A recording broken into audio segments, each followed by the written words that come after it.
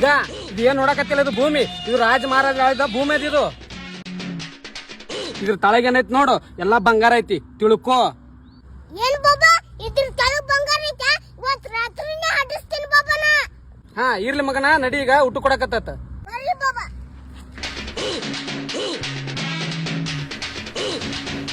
ತತಾಸ್ತು ತತಾಸ್ತು ಮಗನೇ, ತತಾಸ್ತು. ಮಗನ ಇದ್ರ ಜೊತೆ ಉಳ್ಳಿಗಡ್ಡೆ ಆಗಿತ್ತಂದ್ರ ಮಸ್ತ್ ಆಗಿತ್ತು ಮಗನ. ಬಾಬಾ ಅದ್ರೊಳಗೆ ಐತಲ್ಲ ಉಳ್ಳಾಗಡ್ಡಿ.